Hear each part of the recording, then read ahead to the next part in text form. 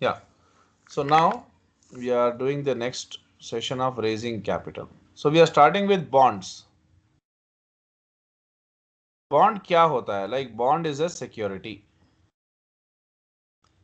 Bond security क्यों है? क्योंकि जो भी ऑर्गेनाइजेशंस, जो भी मतलब जिनको फंड्स की ज़रूरत होती है, उनके बहुत सारे एसेट्स उनके पास होते हैं. वो एसेट्स को वो लोग क्या करते हैं, बॉन्ड्स में कन्वर्ट करते हैं. अगर आपको समझना है तो I will send a video today of securitization process, कि कैसे बॉन्ड्स को क्रिएट करते हैं. ठीक है ना, बॉन्ड्स को कैसे क्रिएट किया जाता है, ये मैं एक वीडियो भेज दूंगा. तो बॉन्ड्स कुछ भी नहीं है. मेरे पास एक सिक्योरिटी, मेरे पास एक एसेट है. ये एसेट इलिक्विड है. ठीक है, मैं इसको एक लिक्विड एसेट में कन्वर्ट कर रहा हूँ, और वो एसेट का नाम है बॉन्ड. यानी ये मेरे पास 10 lakhs का एक लैंड है. इसको मैं 1000 रुपीज के डिनोमिनेशन के हिसाब से इतने ही वर्थ का, सपोज हो सकता है कि 1000 बॉन्ड्स, 1 2 3 4 5 6, या 1000 बॉन्ड्स में ये 10 lakhs जो भी मेरा पास ये जो लैंड है या जो भी एसेट है, इसकी वैल्यू का मैं 1000 बॉन्ड्स क्रिएट कर रहा हूँ. यानी इसका बैकअप देके ये बॉन्ड क्रिएट कर रहा हूँ. यानी बॉन्ड में क्या होगा, आपको क्लियरली मेंशन होगा कि ये पर्टिकुलर बॉन्ड जो है ये एसेट बैक्ड से, इसमें ये एसेट का पूरा बैकअप होगा.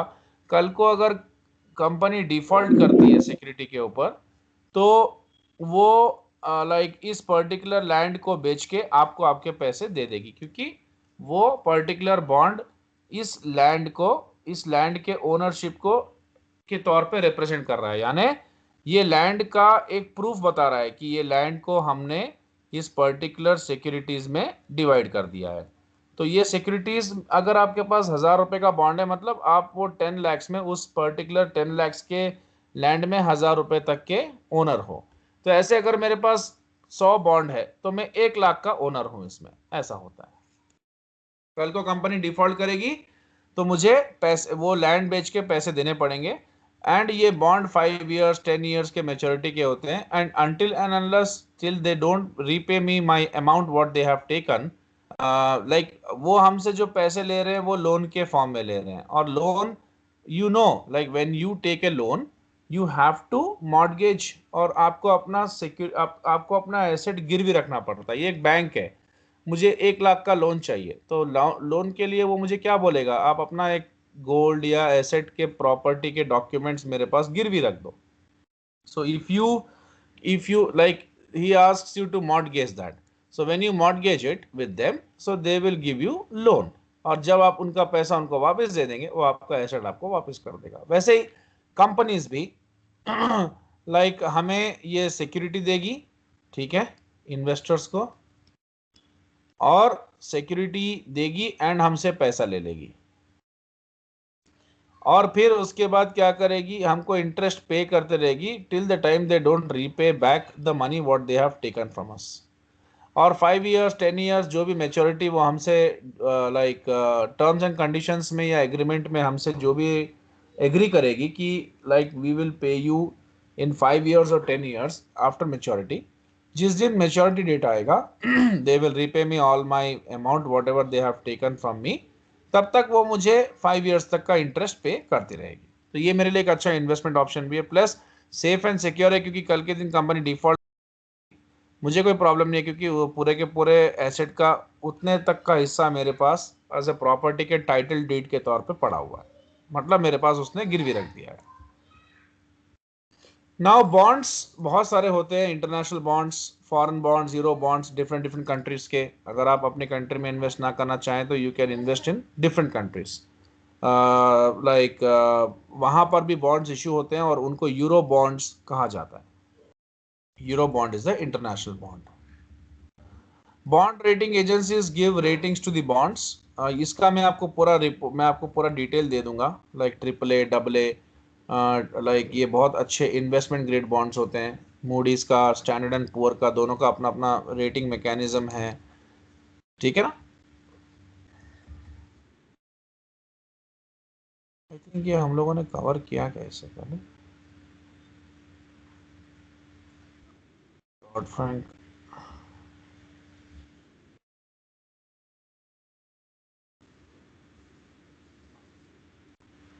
Okay.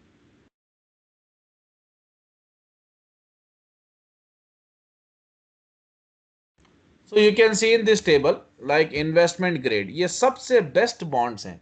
Standard and poor triple A ratings जिस बॉन्ड को देता है वो सबसे बेस्ट बॉन्ड होता है, वो इन्वेस्टमेंट ग्रेड बॉन्ड होता है। और उस बॉन्ड में अगर आप अपना पैसा इन्वेस्ट करते हो तो आपका पैसा डूबने का चांसेस ना के बराबर होता है। और ये जो है मूडीज के हिसाब से capital A and two small s is the best quality bond. और हाई क्वालिटी, ये हाई क्वालिटी है, ये हाई ग्रेड है।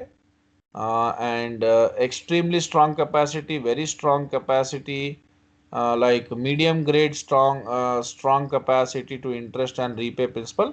तो वो हिसाब से आपको इंटरेस्ट भी ज़्यादा मिलता है। जितना जितना नीचे जाएंगे उतना उतना you can see interest will be paid higher. Why? Because the more the risk the more the returns you expect. And high risk है इसीलिए आप भी उससे हाई लाइक इंटरेस्ट ही चार्ज करोगे।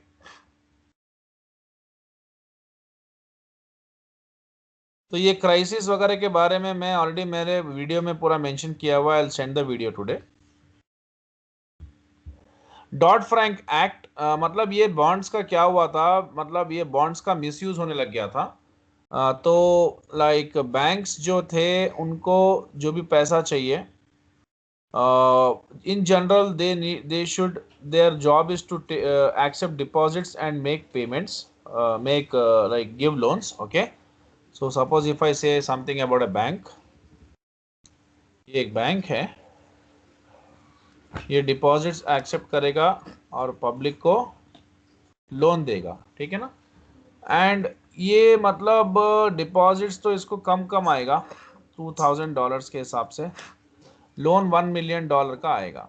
सो ये जिनको भी लोन देगा उनका प्रॉपर्टी अपने पास मॉर्गेज के तौर पे रख लेगा। और वो मॉर्गेज के तौर पे जो प्रॉपर्टी के टाइटल डीड्स हैं उसको they will convert into securities and they will sell to public. अब ऐसे करने से क्या हुआ,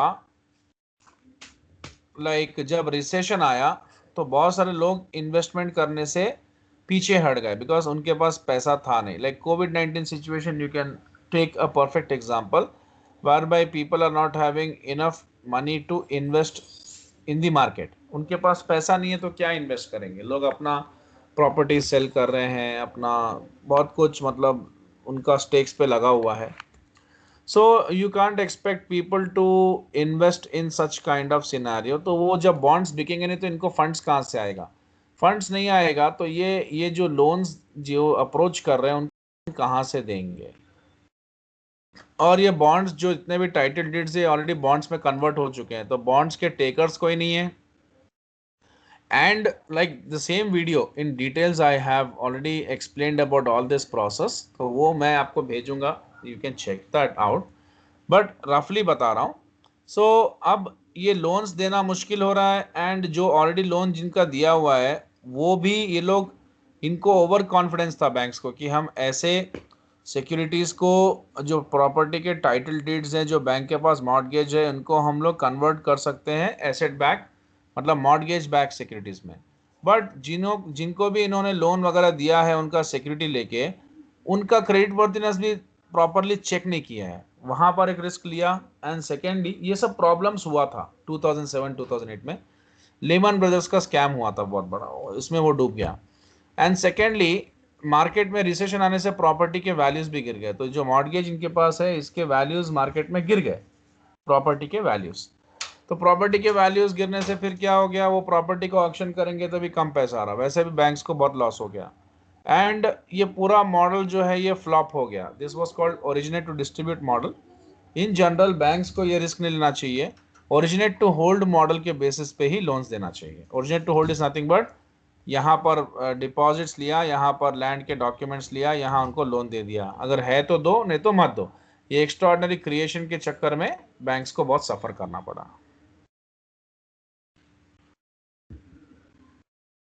dot Frank act provisions relating to credit rating agencies, credit rating agencies से भी रेटिंग्स दे सकते हैं। अब ये जो ये जो एसेट, ये जो बॉन्ड्स, ये जो पूरे के पूरे प्रॉपर्टी के टाइटल डीड्स बैंक के पास है, इनको ये लोग क्या करते हैं, बॉन्ड्स में कन्वर्ट कर लेते हैं, mortgage back security which I am saying. ये बॉन्ड्स को ये लोग रेटिंग एजेंसी से रेटिंग्स दिलवाते हैं। रेटिंग एजेंसीज कौन कौन है, S&P एंड मूडीज या फिच, जो भी बोल सकते हो आप। ये भी फिच भी रेटिंग्स देते हैं। सो ये रेटिंग एजेंसीज को आप पैसे दे के रेटिंग्स भी दिलवा सकते हो, या मतलब ऐसा नहीं होता है इन जनरल, बट कुछ भी हो सकता है। रेटिंग एजेंसीज आपके फेवर में रेटिंग्स दे देगी, कई बार ज़्यादा स्क्रूटनी नहीं करेगी, कई बार आपका उनसे कुछ अच्छा रिलेशनशिप होगा, ठीक है ना। लाइक वो कुछ फेवर्स एक्सपेक्ट कर रहे हैं, या कंटिन्यूटी, नेक्स्ट टाइम भी आप ही उनको हायर करना, इसके लिए भी वो लाइक एफर्ट्स लगा रहे हैं। तो अगर आप उनको नेक्स्ट टाइम हायर करना है, that means they should give ratings in your favour. तो ये सब हो रहा था, एंड बिकॉज ऑफ विच बहुत ही लाइक बैकग्राउंड में लाइक जो कुछ चल रहा था, that was not as per the law, यानी कंप्लायंसेस, कंप्लाई लॉ को मतलब पूरे रूल्स एंड रेगुलेशंस को फॉलो करके कंप्लाई करके नहीं चल रहा था। So then Dodd Frank act came into picture, और ये सब उन्होंने लाइक इसके ऊपर स्क्रूटनी स्टार्ट कर दिया। So in response, the Dodd-Frank Wall Street Reform and Consumer Protection Act of 2010 included a number of new regulations directed at nationally recognized statistical rating organizations such as credit rating agencies. नए regulations लेके आए, और उनका regulations का जो main motive था वो इन particular organizations जो हम देख रहे हैं rating agencies, इनके ऊपर scrutiny लगाने के लिए था। So corporate governance. So Dodd-Frank Act requires each NRSRO, nationally recognized statistical rating organizations, to have a board of directors. इनका एक board of directors होना चाहिए, at least half of whom are independent. तो जो भी मतलब ये जो रेटिंग एजेंसीज हैं, nationally recognize statistical rating agencies, जो पुराने स्टैट्स या डेटा के ऊपर अपना रेटिंग देती हैं, इनको 100% एक बोर्ड ऑफ डायरेक्टर अपने पास रखना, अपने पास बोर्ड ऑफ डायरेक्टर्स को अपॉइंट करके रखना पड़ेगा, ठीक है ना। और at least half of them are independent, यानी like independent directors, non executive.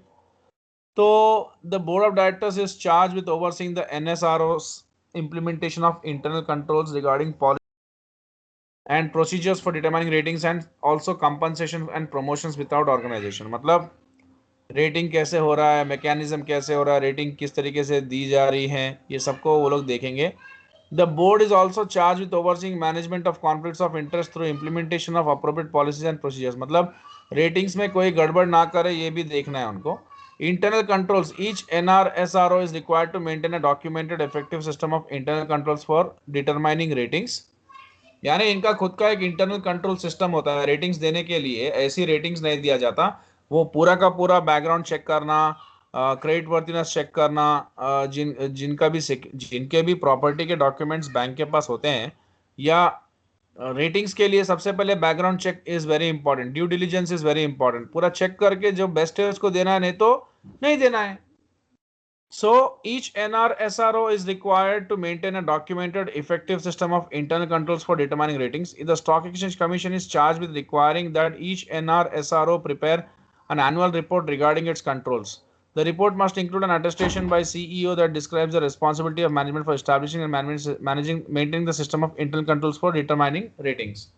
यानी ये रेटिंग्स वगैरह का गारंटी लेना है कि हम ऐसा ऐसा है, इन पैरामीटर्स पे रेटिंग्स दे रहे हैं।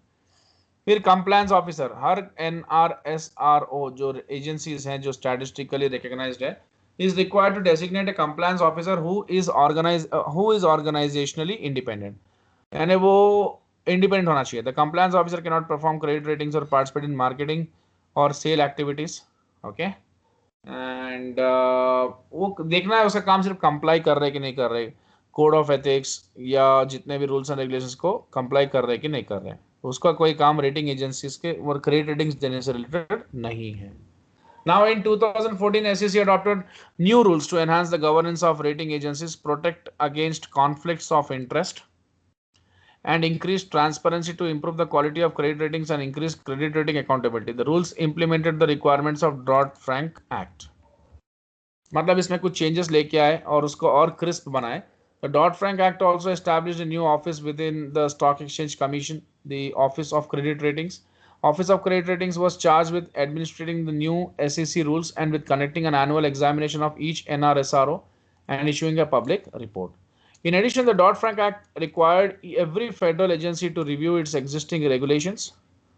And मतलब like डॉट फ्रैंक एक्ट हर फेडरल एजेंसी जो गवर्नमेंट की एजेंसी है सबको उसने ये बोला, ये मतलब उसका रिक्वायरमेंट था कि सब रिव्यू करें अपने रेगुलेशंस को कि कैसे आप क्रेडिट वर्थीनेस चेक करते हो ऑफ ए सिक्योरिटी और मनी मार्केट इंस्ट्रूमेंट.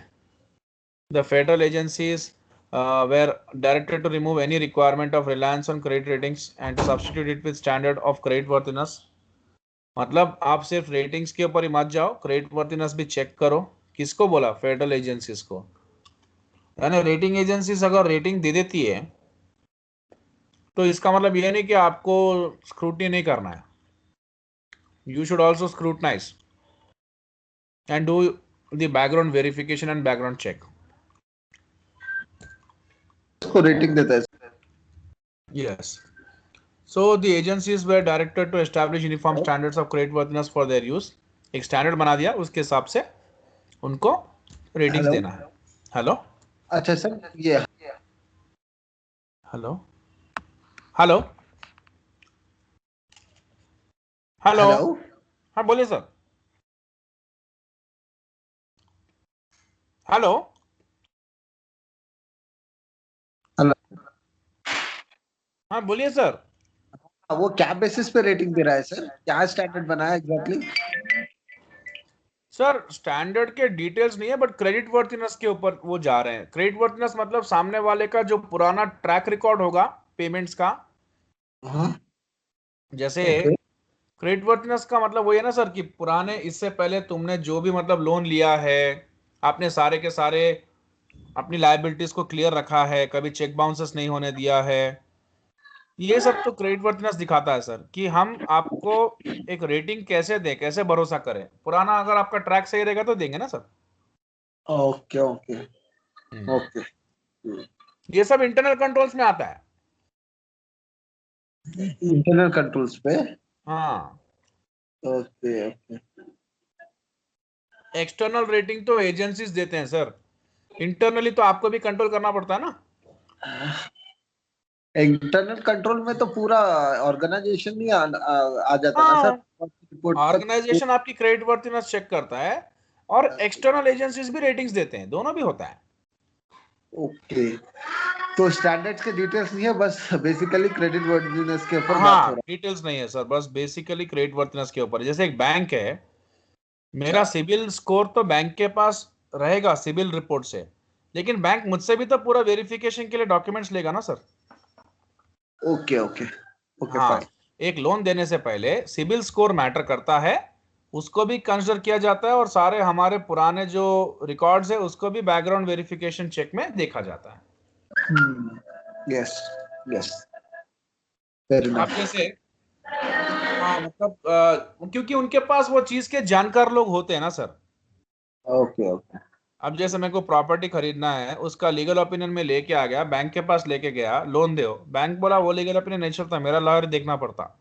वो उनका पूरा वेरिफिकेशन हर तरीके से वो कन्विंसिंग वे में करते. हाँ हाँ. Fine fine. ठीक है. Now, benefits and limitations of various financing sources.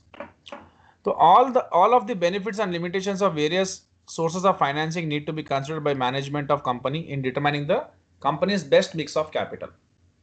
हाँ भाई, हमको ये तो देखना पड़ेगा कि लाइक हमको जो जो भी फाइनेंस के रिसोर्सेस मार्केट में अवेलेबल हैं, वेरियस फाइनेंसिंग सोर्सेस यानी डेट, इक्विटी, प्रीफर्ड स्टॉक, ठीक है ना, उनके हमारे लिए फायदे क्या हैं, हमें उनसे क्या नुकसान है, और उनसे हमें और मतलब उनके फायदे नुकसान देखना है. जैसे मेरी एक कंपनी मुझे स्टार्ट करना है, this is my company, there are various sources of finance available, debt, equity, preferred stock. अब डेट मुझे अवेलेबल है, इक्विटी भी मिल रहा है, मेरे को तीनों में से प्रोज एंड कॉन्स चेक करना है. ये लिए तो मुझे क्या प्रॉब्लम, ये लिए तो क्या इशू, ये लिए तो क्या इशू, ये लिए तो कितना लेना, डेट और इक्विटी का मिक्स रखना क्या, या सिर्फ डेट पे चले जाना, सिर्फ इक्विटी पे चले जाना, या इन दोनों को लेना, ये सब मैं देखना चाहिए। इनके लिए मुझे ये कैरेक्टरिस्टिक्स भी जानने पड़ेंगे इन फाइनेंसेस के। Now benefits of issuing bonds.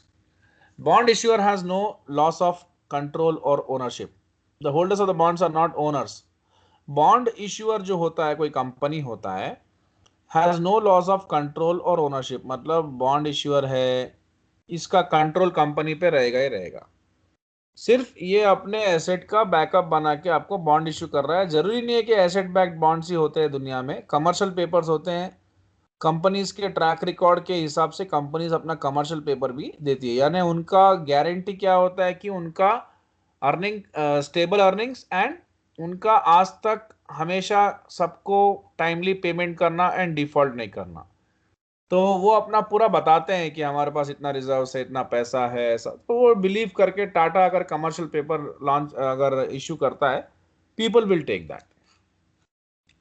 So ownership और कंट्रोल का कोई इशू नहीं है यहाँ पर, क्योंकि हम शेयर्स नहीं बेच रहे हैं, बॉन्ड लोगों को दे रहे हैं। And holders of the bonds को भी कोई इशू नहीं है, वो भी ओनर्स नहीं होते हैं। और वो कंपनी को कभी भी कुछ भी तरीके से परेशान नहीं कर सकते हैं। सिर्फ और सिर्फ जब नया बॉन्ड लेने का टाइम, नया लोन लेने का टाइम आएगा, तो एक बार ये बोल सकते हैं कि हमारा पहले दे दो, उसके बाद नया ले लो। वो भी कब? जब आपको वो टाइमली पेमेंट नहीं कर रहा, कंपनी सता रहा है और नया लोन लेने जा रहा है, तब। The cost of the total cost of bonds is limited and known, मतलब इंटरेस्ट जो पे किया जाएगा वगैरह वो तो सबको पता ही है। But because the interest rate that is used to calculate the cash paid for interest is constant throughout the life, मतलब कूपन जो पे करते हैं वो फिक्स रहता है, कभी कभी फ्लोटिंग भी रहता है। Interest paid on bonds is tax deductible as business expense, हाँ बिजनेस और डिडक्शन क्लेम कर सकते हैं इंटरेस्ट के ऊपर। डिविडेंड्स जो शेयर होल्डर को पे करते हैं आर पेड आफ्टर टैक्सेस, 10 मतलब डिविडेंड पे तो टैक्स पे करना ही पड़ेगा, ठीक है। और मतलब टैक्स डिडक्ट करके ही उनको देना पड़ेगा डिविडेंड्स, क्योंकि बेनिफिट है ओनर्स को वो। बॉन्ड्स आर कॉलेबल और can otherwise be retired early. Company has the flexibility to retire bonds and eliminate, मतलब वो क्या कर सकते हैं, पहले आपको पेमेंट कर सकते हैं, प्री पेमेंट करके खत्म कर सकते हैं। Defaults like debt as a source of capital creates less flexibility for company than does equity. Interest on bonds is fixed, हमेशा फिक्स पेमेंट करते रहो, तो हमें भी फिक्स इनकम, हमें भी इनकम मतलब ज़्यादा वोलेटाइल नहीं और प्रॉपर आनी चाहिए। टाइम पे पेमेंट नहीं करेंगे तो ब्रीच ऑफ कॉन्ट्रैक्ट होता है और बॉन्ड होल्डर्स आपको परेशान कर सकते हैं, और बैंक्रप्सी एंड लिक्विडेशन भी हो सकता है आपका, अगर पेमेंट कंसिस्टेंटली नहीं करेंगे, लॉसेस में आएंगे। तो डिविडेंड देने की कोई ज़रूरत नहीं होती है, कम प्रॉफिट में कम, ज़्यादा में ज़्यादा, नहीं तो नहीं, बॉन्ड तो देना है। Interest issuing company assumes increase risk because of the possibility of default on the debt, मतलब जितना ज़्यादा लोन लेंगे उतना ज़्यादा तो इशू है। और डेट टू इक्विटी रेशियो जो है वो कभी भी आपकी कंपनी में 2:1 का हो सकता है। मैं दूसरे बुक से देखा हुआ बात कर रहा हूँ। करंट रेशियो 2:1 होना चाहिए, ये तो हमें पता ही है। और यहाँ पर जो डेट टू इक्विटी की ये बात कर रहे हैं, आपका डेट जो है वो 50% और इक्विटी 1 यानी ज़्यादा होना चाहिए। अलग अलग एनालिस्ट अलग अलग बात करते हैं, तो बैंकरप्सी नहीं होगा। यूरो बॉन्ड्स इंटरनेशनल बॉन्ड्स हैं।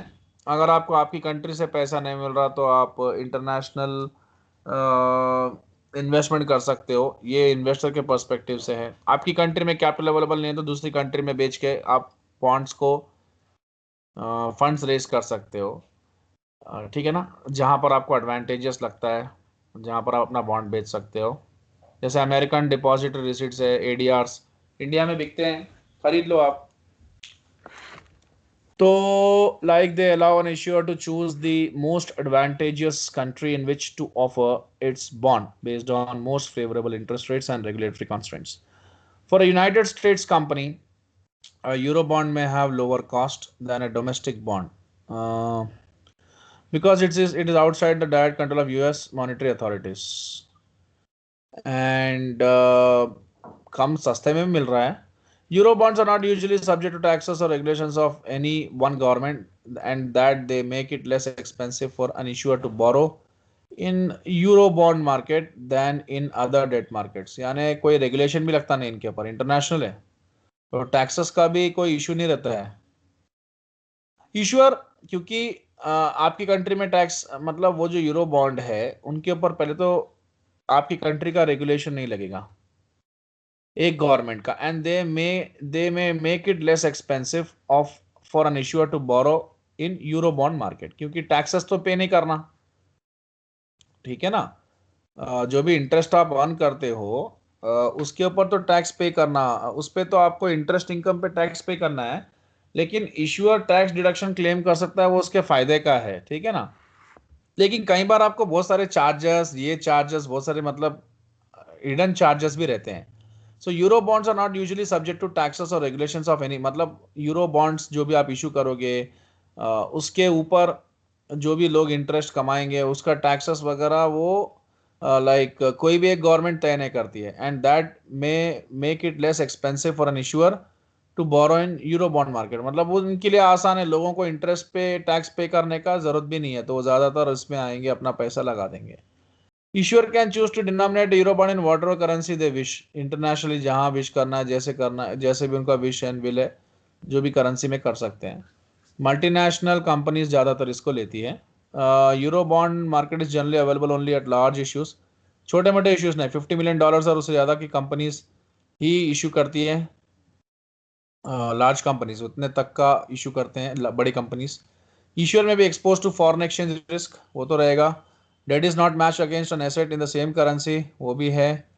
The issuer does not have sufficient cash flow in the liabilities currency to enable it to service the debt in that currency. International currency यानी डॉलर में देगा और बॉन्ड को अगर payment करना है pound में तो वो भी एक इशू आएगा, उसको एक्सचेंज रिस्क रहेगा, और पाउंड उसके पास रहेगा भी नहीं उतना लाइक क्वांटिटी में, बिकॉज यूरो बॉन्ड्स पे interest annually they are less valuable than bonds, मतलब ये सेमी एनुअल और क्वार्टरली नहीं देते हैं, तो इसीलिए थोड़ा बहुत लोग सोचते हैं भी इन्वेस्ट करने के लिए। कॉमन स्टॉक में ओनरशिप मिलेगा कंपनी के अंदर में, बॉन्ड के जैसा इंटरेस्ट नहीं मिलता है फिक्स, डिविडेंड्स मिलता है, प्रॉफिट्स अच्छे होंगे तो लाइक इसको रिडीम करने की ज़रूरत नहीं है, पेमेंट करने की ज़रूरत नहीं है, and like common stock provides firm with greater flexibility in its financial structure because it does not have an obligation to make interest payments or repay principal, कोई प्रेशर नहीं है, लेकिन like the issuance of shares brings additional capital into the firm thereby lowering its debt to, मतलब आप अपना date to equity ratio में भी date को कम कर सकते हो इक्विटी की वजह से मिलता है। तो there is a limit to the number of shares a company can issue, यानी जितना वो बताती है उतना ही लेना है उसको, जितना कैपिटल उसको रेज करना है उतना जितना बताते हैं उतना ही उनको इश्यू कर सकते हैं, एक लिमिट से ज़्यादा नहीं। एंड लाइक जितना ऑथराइज कैपिटल वो बताते हैं, जितना शेयर्स बढ़ता रहेगा उतना डाइल्यूट होगा आपका ओनरशिप भी और अर्निंग्स भी। कॉस्ट ज़्यादा है इसका, आपको प्रॉस्पेक्टस वगैरह इशू करना पड़ेगा, मतलब रजिस्टर करना पड़ेगा, लिस्टिंग रिक्वायरमेंट्स फुलफिल करने होंगे, प्रमोट करना पड़ेगा, इन्वेस्टर्स को पुल करना पड़ेगा, ब्रोकर्स हायर करने पड़ेंगे, बहुत रिस्की होता है लोगों के लिए, क्योंकि लाइक नॉट अनलाइक बॉन्ड्स जहाँ पर फिक्स पेमेंट आएगा, ठीक है। एंड डिविडेंड्स के ऊपर उनको भी टैक्स पे करना है शेयर होल्डर्स को, और शेयर्स की वैल्यू बढ़े तो कैपिटल गेन टैक्स भी होता है बेचे तो। प्रेफर्ड स्टॉक पर फिक्स डिविडेंड्स मिलता है, वोटिंग राइट्स नहीं होते हैं, ये बेनिफिट्स है कंपनी के लिए। And like dividends are not tax deductible as interest on debt भी, एंड डिविडेंड्स क्यूमुलेटिव है तो अभी नहीं तो बाद में देंगे, प्रॉफिट्स नहीं आया तो।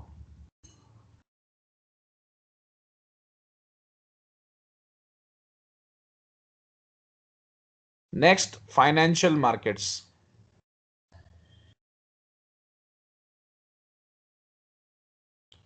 हेलो सर, ये हम लोग कल कर लेंगे सर, थोड़ा लंबा क्लास करके, मेरे को थोड़ा जाना है अभी। Hello hello sir. हाँ सर, ये हम कल ज़्यादा क्लास लेके करेंगे क्योंकि मेरे को थोड़ा सा काम है।